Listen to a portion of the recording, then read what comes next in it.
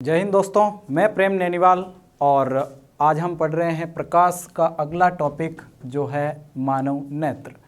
यानी इस वीडियो में हम मानव नेत्र के बारे में बात करेंगे। अब मानव नेत्र का डायग्राम जैसे कि आप बोर्ड पे देख ही रहे हैं किस तरीके से गोल जो है संरचना है और इसे हम नेत्र कहेंगे। सबसे पहली बात मानव नेत्र के लिए हमारे पास क्या है?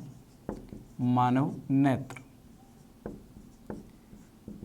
सबसे पहले तो हम ये कहेंगे कि मानव नेत्र 2.5 सेंटीमीटर व्यास वाला एक छोटा सा गोलाकार अंग है और मानव नेत्र यानी कि हमारी आँख जो है वो किसी भी अत्याधुनिक ऑटो फोकस कैमरे से कई गुना ज़्यादा होती है।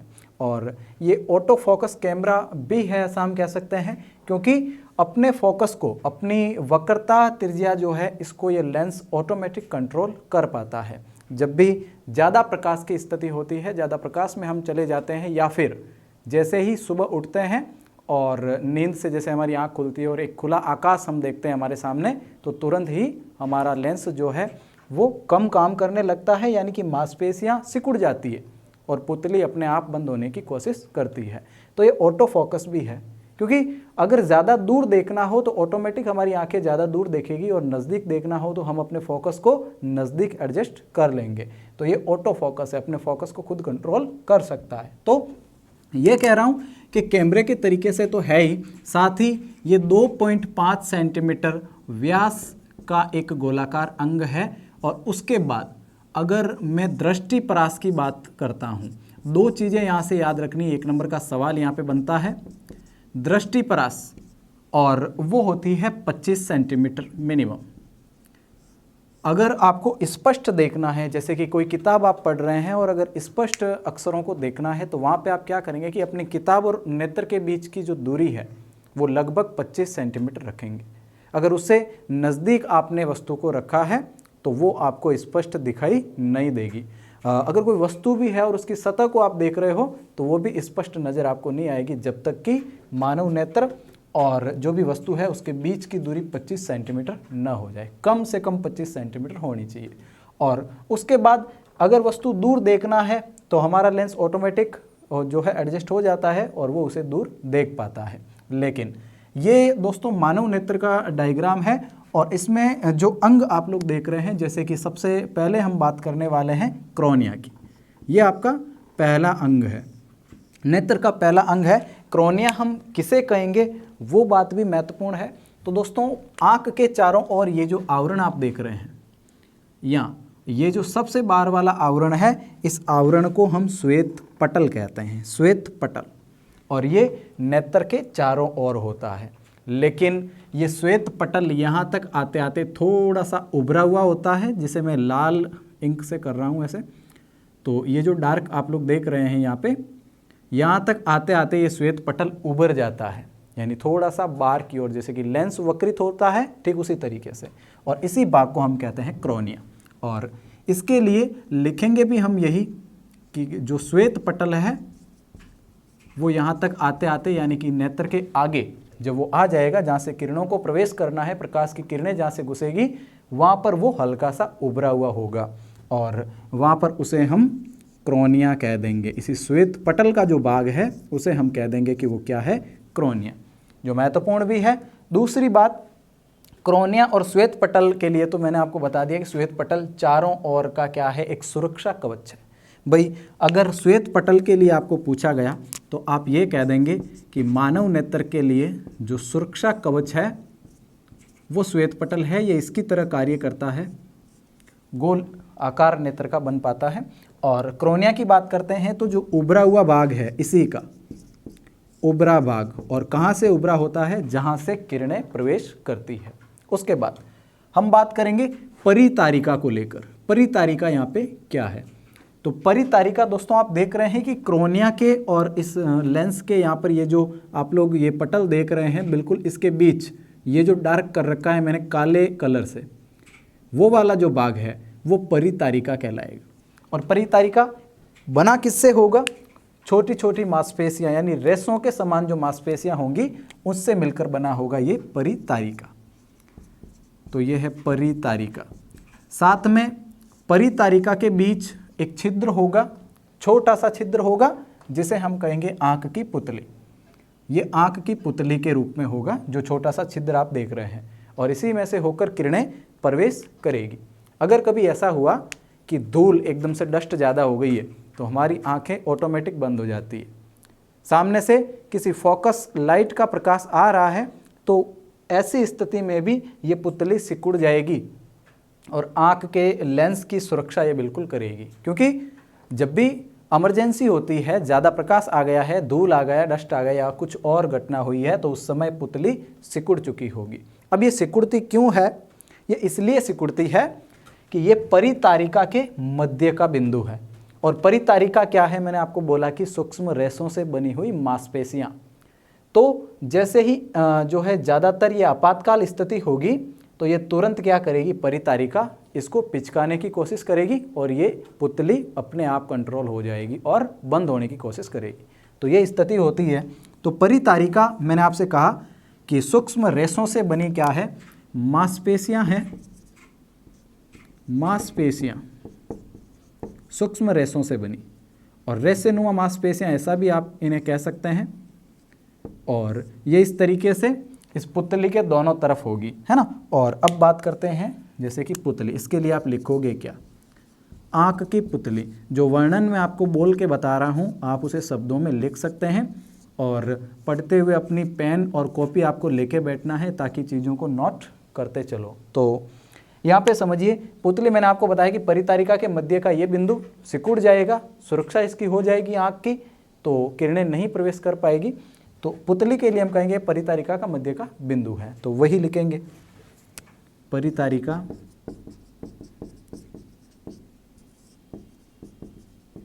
के बीच का छिद्र, ऐसा आप लिख सकते हैं। ये छिद्रनुमा भी है, या थोड़ी सी जगह यहाँ पे होती है तो छिद्र लिख दिया मैंने। तो ये अंग है पुतली। उसके बाद पुतली के बाद हम बात करेंगे जलीय द्रव को लेकर। जलीय द्रव क्या है? देखो, एक तो जलीय द्रव के बारे में बात करने वाले हैं और उसके बाद काचाप द्रव भी है। लेकिन ध्यान दीजिए, मैंने काचाप द्रव को इसके अंदर लिख दिया है और ये अंदर होता भी है। लेकिन बात यदि जलीय द्रव की होगी तो जलीय द्रव, ये आप बाहर की तरफ जो क्रोनिया यहाँ पे देख रहे हैं वो, और यहाँ पर ये परितारिका है, लेंस है नेत्र का, और उस लेंस के बीच ये जो जगह आपको दिख रही है यहाँ पर ये द्रव भरा होगा जो जलीय द्रव होगा। और जलीय द्रव से मतलब है कि वो पारदर्शी है, वो पारदर्शी द्रव है, क्योंकि वो क्रोनिया और यहाँ इनके बीच भरा हुआ है। अगर ये पारदर्शी नहीं हुआ तो क्या यहाँ से प्रकाश गुजर पाएगा? बिल्कुल भी नहीं। तो इसलिए इसको पारदर्शी होना पड़ता है। तो ये जलीय द्रव पारदर्शी द्रव है। आप इसकी जगह लिख दोगे कि जलीय द्रव कहाँ भरा होता है, बस वही बात आपको वर्णन में लिखनी है, ज़्यादा महत्वपूर्ण नहीं है।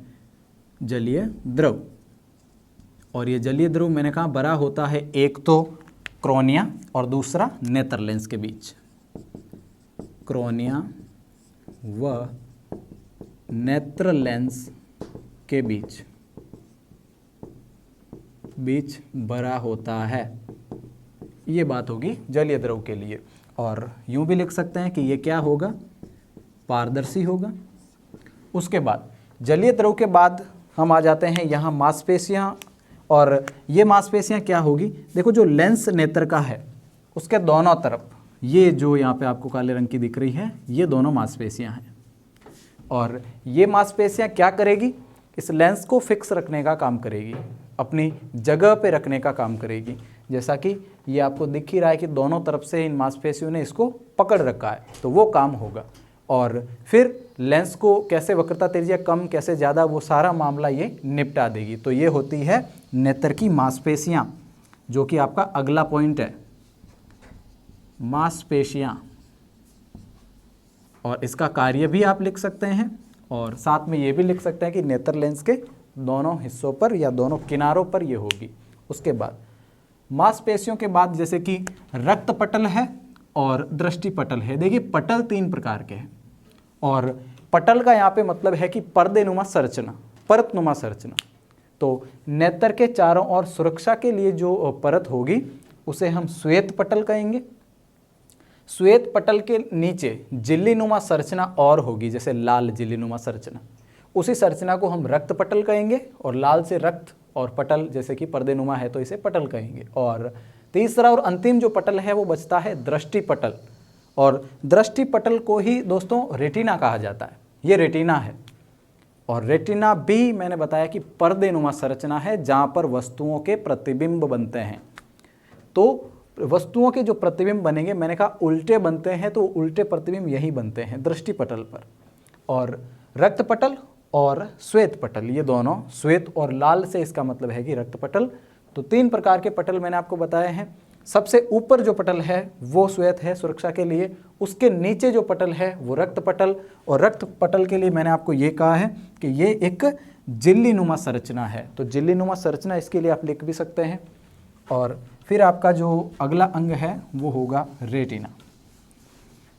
तो लीजिए, ये आपका रक्त पटल, रक्त पटल, और ये होगी एक झिल्लीनुमा संरचना, झिल्लीनुमा संरचना।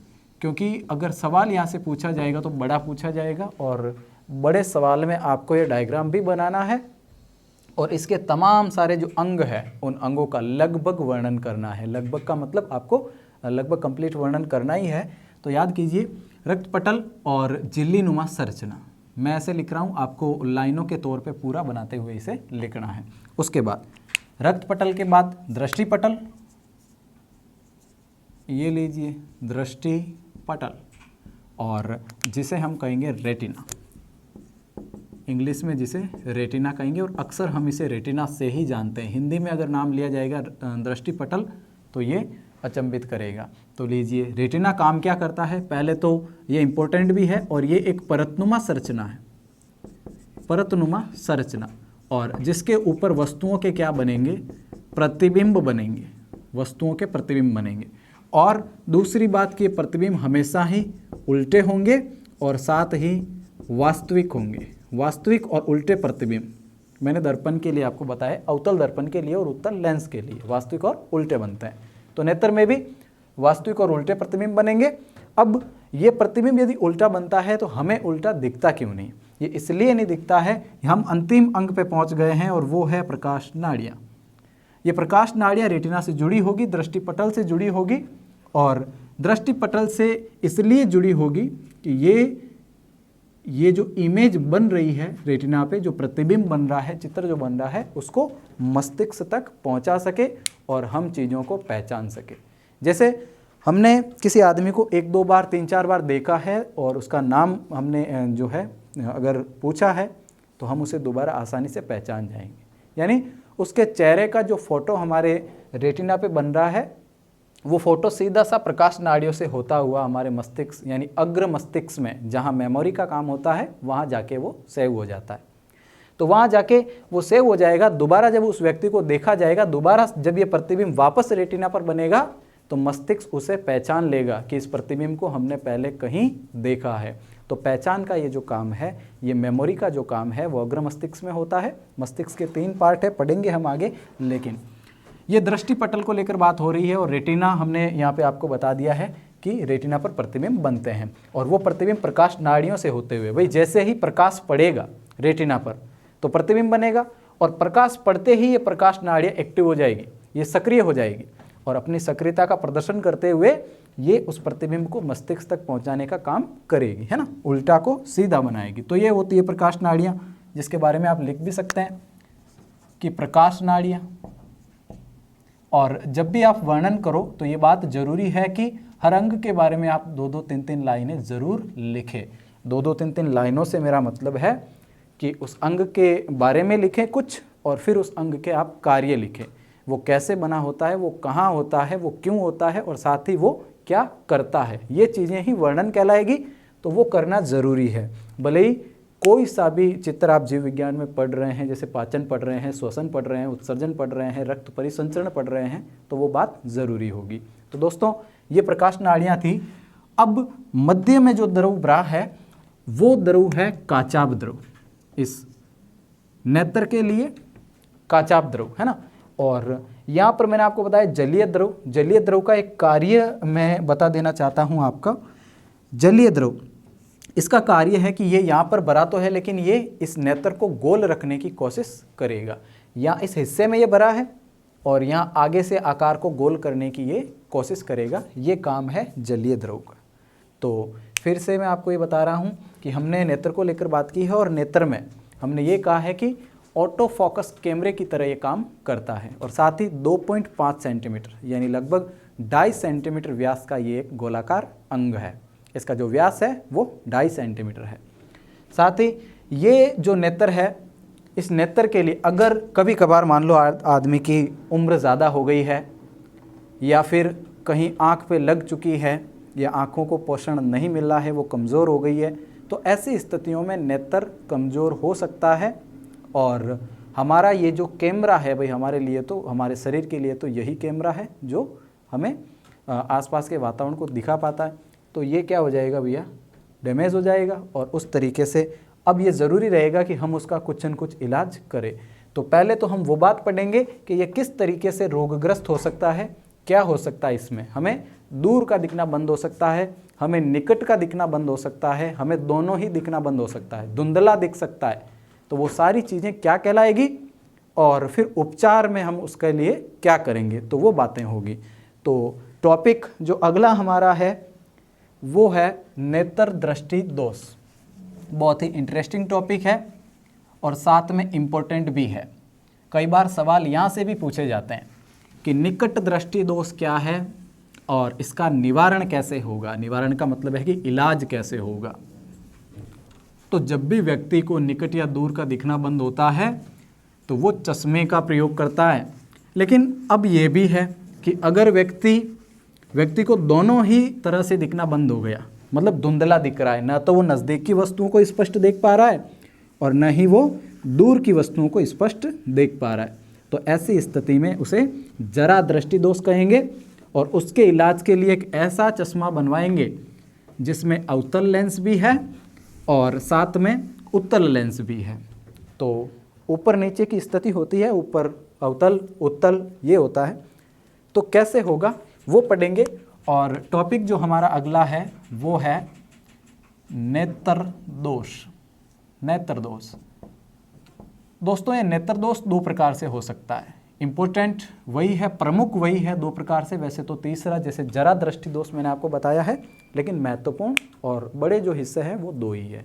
एक है निकट दृष्टि दोष, यहाँ हम लिखेंगे निकट दृष्टि दोष को, निकट दृष्टि दोष।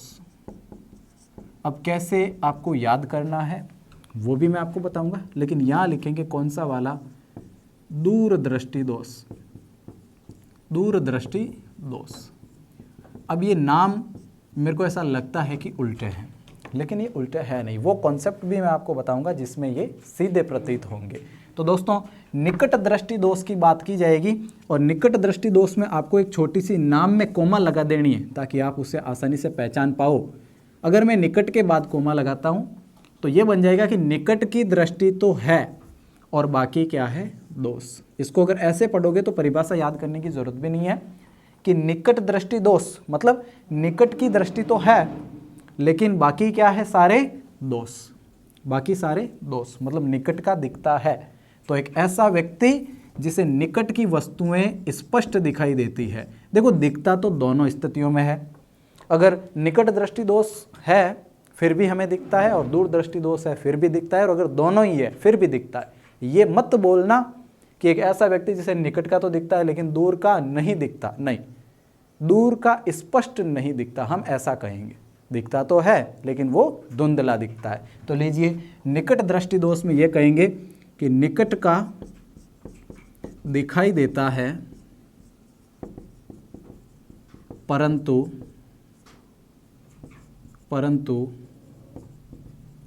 दूर की वस्तुएं स्पष्ट नहीं दिखाई देती है। दूर की वस्तुएं स्पष्ट नहीं दिखाई देती है, ऐसे दोष को निकट दृष्टि दोष कहेंगे। अब होगा क्या, चित्र के माध्यम से आप समझिए। हम ज़्यादा नेत्र जैसे कि अभी हमने बनाया था वैसा नहीं बनाएंगे, लेकिन एक तो ज़रूरी है उसमें क्या, लेंस बनाना। और साथ में ये भी समझ लीजिए, इम्पोर्टेंट बात है कि हमारे नेत्र में जो भी लेंस है वो उत्तल है ना, अवतल नहीं है। ये दोस्तों नेत्र है। मैंने यहाँ पे छोटी सी स्थिति बनाई है आपको समझाने के लिए, वैसा नेत्र हम वापस नहीं बनाएंगे। तो ये उसके लिए लेंस है। अब यदि कभी ऐसा हुआ कि जो भी किरणें इस लेंस पर आ रही है पुतली से होते हुए, ये लेंस चूंकि उत्तल है और उत्तल लेंस का काम है कि वो किरणों को एक बिंदु पे केंद्रित करता है, तो ये एक बिंदु पे केंद्रित करेगा, मतलब आगे रेटिना पे क्या करेगा, केंद्रित। तो अगर इस तरीके से केंद्रित करके रेटिना पे मिला देता है, और हमने ये जाना है कि जहाँ दोनों किरणें मिलती है वहाँ प्रतिबिंब बनता है, तो आगे जैसे पेड़ से टकरा के किरणें आ रही है, सूर्य से पेड़ से टकराई और फिर वहाँ गई, अगर ऐसा हो रहा है तो इस पेड़ का उल्टा प्रतिबिंब हमें इस रेटिना पर मिलेगा। लेकिन ये एक सामान्य व्यक्ति का लेंस है या नेत्र है, तो सामान्य व्यक्ति में ये होगा, यहाँ पे मैं लिख दे रहा हूँ सामान्य नेत्र। लेकिन एक निकट दृष्टि दोष युक्त जो लेंस है उसमें क्या होगा भाई, यहाँ लिख देते हैं, दूर को एक बार मिटा देते हैं, और ये सामान्य नेत्र है। अब अगर निकट दृष्टि दोष हो रखा है तो वो लेंस आपको कैसा महसूस होगा, देखो ये इस तरीके से, ये फिर से मैंने बनाया लेंस और ये नेत्र बना दिया मानव का पूरा गोल करते हुए। लीजिए, अगर समांतर इस तरीके से किरणें आ रही है तो आपको पता है कि उत्तल लेंस इन्हें मिलाने की कोशिश करेगा, लेकिन उम्र के साथ या कुछ और कारण हो सकते हैं उनके साथ क्या हुआ कि ये लेंस किरणों को रेटिना के बजाय रेटिना से पहले ही मिला देता है, रेटिना से निकट ही मिला देता है, निकट दृष्टि दोष में निकट ही मिला देता है। तो ये दोनों किरणें अगर रेटिना पे नहीं मिल रही है तो प्रतिबिंब रेटिना पर नहीं बनेगा, मतलब जिस पेड़ को ये देख रहा है उस पेड़ का प्रतिबिंब रेटिना से पहले बन जाएगा यहाँ, और इस प्रतिबिंब की छाया रेटिना पर पड़ेगी, और वो छाया कैसी होगी, धुंधली। और रेटिना पे धुंधली छाया पड़ रही है तो प्रकाश नाड़ियाँ धुंधली छाया को मस्तिष्क तक पहुंचा रही है और हमें धुंधला दिख रहा है। तो ये स्थिति होती है निकट दृष्टि दोष में। अब ये सवाल है आप लोगों से कि अगर यहाँ पे मेरे को क्या करना है कि इस प्रतिबिंब को यहाँ बनाना है, किरणों को थोड़ा सा फैलाना पड़ेगा, किरणें अगर फैलेगी तो वो वहाँ जाके मिलेगी, हल्का सा यहाँ से फैलाना पड़ेगा। अब याद कीजिए कि इस व्यक्ति के लिए चश्मा बनाना है, लेकिन कौन से लेंस का बनाए, तो याद कीजिए वो स्थिति जो वो लेंस जो क्या करता है, किरणों को फैलाता है। तो कौन सा लेंस फैलाता है, हमने पढ़ा है कि एक अवतल लेंस होगा तो वो किरणों को फैला देगा, और हमें यहाँ पे फैलाना चाहिए। तो देखो, फैलाने के लिए इस नेत्र के सामने मैंने रखा है, क्या रखा है, ये तो वापस नेत्र है और ये दोष युक्त है, यानी कि निकट दृष्टि दोष युक्त लेंस या नेत्र। अब इसमें क्या हो रखा है, निकट दृष्टि दोष। लेकिन अगर बात उसके निवारण की होगी, निवारण करना है, उसका इलाज करना है, तो चश्मे के माध्यम से होगा। और ये वापस से मैंने नेत्र बनाया है। अब क्या करना है कि किरणों को पहले के बजाय फैलाना है। पहले किरणें यहाँ आ रही थी और इसके कारण वो किरणें यहाँ टकरा के यहाँ प्रतिबिंब बना रही थी, लेकिन किरणों को फैलाना है। ये किरणें यहाँ इस तरीके से आ रही है मान लीजिए, तो फैलाने के लिए मैंने यहाँ पे चश्मे के रूप में कौन सा लेंस रखा, अवतल। अवतल लेंस किरणों को फैलाता है, तो यहाँ से ये किरण का परावर्तन कर देगा, किरण को अपने रास्ते से विचलित करवा देगा। तो रास्ते से विचलित हो रही मतलब ये किरण, अब नई वाली किरण जो लाल कलर में मैं लिख रहा हूँ, देखिए ये यहाँ से अपवर्तित हो गई, मतलब कहाँ चली गई, यहाँ। ये भी किरण यहाँ से क्या हो गई, अपवर्तित हो गई, अपवर्तन हो गया, और अपवर्तन इसको फैला देता है। तो लीजिए, अब ये किरणें अगर मिलेगी तो आगे जाके कहाँ मिलेगी, रेटिना पे। इसको उतना ही फैलाया जाएगा जितना ज़रूरत होगी, इसलिए चश्मे के नंबर भी होते हैं, -1 का है, -2 का है, प्लस में है, माइनस में, वो सारी चीज़ें होती है। तो डॉक्टर ये करेगा कि जितनी आवश्यकता होगी, जितना दूर ये बन रहा था, बस उतनी ही दूरी को घटाया जाएगा और यहाँ पर प्रतिबिंब को बनाया जाएगा। वो ये नहीं करेगा कि ज़्यादा नंबरों का चश्मा लगा दिया है और अब प्रतिबिंब रेटिना से फिर से क्या बन रहा है, दूर। पहले इधर बन रहा था, अब उधर जाके दूर बन रहा है, फिर भी स्थिति तो वो सेम हुई ना। तो इसीलिए वो क्या करेगा, किरणों को उतना ही फैलाएगा जितनी ज़रूरत होगी। तो एक निकट दृष्टि दोष जिस व्यक्ति को हो रखा है, उस व्यक्ति में चश्मा कौन सा काम आएगा, अवतल लेंस। मैं यहाँ पे लिख रहा हूँ, ये लेंस कौन सा होगा, अवतल लेंस। अवतल लेंस का चश्मा उसे पहनाना पड़ेगा, तब जाके कहीं वो स्थिति सॉल्व होगी। तो अवतल लेंस यहाँ काम में लेंगे। पहले क्या था, सामान्य व्यक्ति में रेटिना पे बन रहा था, लेकिन दोष जैसे ही हुआ, कौन सा वाला, निकट दृष्टि दोष। और निकट से याद रखना कि प्रतिबिंब भी निकट बन जाएगा, प्रतिबिंब भी निकट बन जाएगा। उसे दूर बनाने के लिए किरणों को फैलाना है, किरणों को फैलाता अवतल लेंस है और इसलिए चश्मा अवतल लेंस का बनाया। तो ये उसका क्या हो गया, निकट दृष्टि दोष का मसला सॉल्व हो गया। हम ये कहेंगे कि एक ऐसा दृष्टि दोष जिसमें व्यक्ति को निकट की वस्तुएं तो स्पष्ट दिखाई देती है लेकिन दूर की वस्तुएं स्पष्ट दिखाई नहीं देती है, वो क्या कहलाएगा, निकट दृष्टि दोष। निवारण अवतल लेंस। साथ में इस तरीके से याद रखना है कि निकट की दृष्टि है और बाकी क्या है, दोष। तो आराम से याद होगा, कोई दिक्कत नहीं है। अब इसका उल्टा एक और दोष है जिसे हम कहेंगे दूर दृष्टि दोष, यानी दूर की दृष्टि तो है लेकिन बाकी सारे दोष हैं, ये उसके लिए अपन कहेंगे। तो लीजिए वापस से, ये मैंने यहाँ से निकट मिटाया और दूर लिख दिया, दूर दृष्टि दोष। दूर दृष्टि दोष, इसके लिए अपन ये कहेंगे कि दूर की दृष्टि तो है, यानी दूर तो दिखाई देता है। भाई दूर दृष्टि दोष लिखा है नाम में लेकिन दूर दिखाई देता है, देखिए उल्टा है ना। तो दूर दृष्टि दोष में जैसे कि दूर की दृष्टि है, बाकी सारे क्या है, दोष। तो लीजिए किस तरीके से होगा, एक सामान्य व्यक्ति के लिए तो आपने देखा है कि जो लेंस है और ये जो नेत्र है इसमें कुछ ऐसा होगा कि प्रतिबिंब, दोनों किरणें जो समांतर आ रही है इसको रेटिना पे मिलाया जाएगा और यहाँ उसका क्या बनेगा, प्रतिबिंब। ये सामान्य स्थिति है, सामान्य स्थिति। अब जब दोष हो रखा है तो ये नेत्र का लेंस है और नेत्र है, कैसा होगा, लीजिए ये थोड़ा सा बड़ा बना रहे अपन समझने के तरीके से। यहाँ पर रेटिना है, फिर से जो भी किरणें समांतर आ रही है उन किरणों को यदि दूर कहीं मिलाया गया है, ये यहाँ नहीं मिल रही है, यहाँ प्रतिबिंब नहीं बन रहा है, बल्कि यहाँ से दूर जाके यहाँ प्रतिबिंब बन रहा है, रेटिना से दूर। रेटिना से निकट बन रहा था तो अपन निकट दृष्टि दोष कह रहे थे, और यहाँ दोष युक्त लेंस में अगर रेटिना से दूर जाके बन रहा है प्रतिबिंब तो हम कहेंगे कि वो दूर दृष्टि दोष है। अब हमें क्या चाहिए, हमें ये चाहिए कि हम कोई ऐसा लेंस यहाँ पे प्रयुक्त करें जो किरणों को फैलाता नहीं है बल्कि सिकुड़ाता है, क्योंकि किरणें सिकुड़ जाएगी तो ये इसको यहाँ पे मिला पाएगी रेटिना पर, और रेटिना पे मिलेगा तो प्रतिबिंब बड़ी आसानी से बनेगा। लीजिए तो इसको केंद्रित करना है, किरणों को एक जगह पे मिलाना है, और मिलाता कौन सा लेंस है, आप समझ गए कि वो उत्तल लेंस है, उत्तल लेंस। तो लीजिए ये लेंस लिया और ये लास्ट भी है, ये लगाया, और ये लीजिए जो भी किरणें समांतर आ रही थी इसको अगर चश्मे के माध्यम से ऐसा किया, और ये चश्मा नहीं, अब की बार कौन सा वाला लेंस लेना है, उत्तल वाला। तो ये जो उत्तल लेंस यहाँ पे लिया है ये क्या करेगा, किरणों को हल्का सा ऐसे घुमाने की कोशिश करेगा, और किरणें, अब क्या हुआ है किरणों के साथ कि उन्हें केंद्रित करने की कोशिश की गई, पहले के बजाय दूरी घट गई है, तो दूरी घटेगी तो ऑटोमेटिक किरणें पहले मिलेगी और प्रतिबिंब कहाँ बनेगा, रेटिना पे, और इसका क्या हो जाएगा, निवारण, यानी इसका इलाज हो जाएगा। किस लेंस से, उत्तल लेंस से।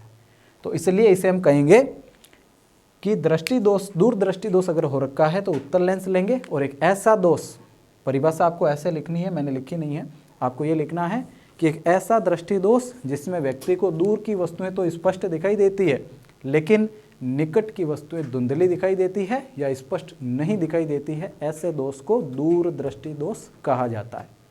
अब ये दोनों के दोनों दोष थे और इस प्रकार से निवारण भी था, लेकिन ऐसा भी हो सकता है कि व्यक्ति को दोनों दोष हो जाए, दूर का भी धुंधला दिखाई दे रहा है और नज़दीक का भी धुंधला दिखाई दे रहा है। तो अब क्या करें, भाई आदमी जब भी नज़दीक देखता है तो नज़दीक देखने के लिए वो चश्मे के निचले हिस्से का प्रयोग करता है। आप सीधा मुंह रख के अगर चश्मे से किताब को पढ़ रहे हो तो आप देखोगे कि चश्मे के निचले हिस्से से आपको किताब दिख रही है, लेकिन व्यक्ति दूर देखेगा तो आंखों को ऊपर करेगा, और ऊपर करेगा मतलब चश्मे का ऊपर वाला हिस्सा काम आएगा। तो इसलिए दो लेंस वहाँ पे डालेंगे, चश्मे का एक ही कांच आपको दिख रहा है लेकिन कांच के ऊपर की तरफ जो भी, जैसे इस तरीके से उसका कांच बनाया गया है, जैसे ये बड़ा वाला चश्मा है ना, तो ऊपर का हिस्सा अलग लेंस का बना होगा जिसे हम कहेंगे कि वो है अवतल, और नीचे वाला उत्तल लेंस का हिस्सा होगा। ऐसे जा सकता है और उस दोष को हम कहेंगे जरा दृष्टि दोष। जरा दृष्टि दोष के लिए दोनों ही प्रकार का चश्मा काम में आएगा, वो होगा जरा दृष्टि दोष। उसके बाद दृष्टि वैषम्य दोष, यानी कभी कभार ऐसा भी होता है कि व्यक्ति जब बूढ़ा हो जाता है, जब उसकी उम्र आ जाती है, तो उस समय उसके आँख के अंदर जो लेंस है वो लेंस धुंधला हो जाता है, या उसका जो लचीलापन है, जैसे ये लेंस लचीला होता है ना, तो लचीलापन उसका कम हो जाता है, यानी वो कड़क होने लगता है और ऐसे में वो बराबर काम नहीं कर पाता है। कई बार डस्ट जम जाती है, धूल जम जाती है तो वो पीला हो जाता है। तो इसलिए जितना पारदर्शी वो पहले था, जितना स्पष्ट देख पाता था, अब वो उतना स्पष्ट देख नहीं पाता है, मतलब दृष्टि कमज़ोर हो गई है और ऐसी स्थितियाँ बनती है।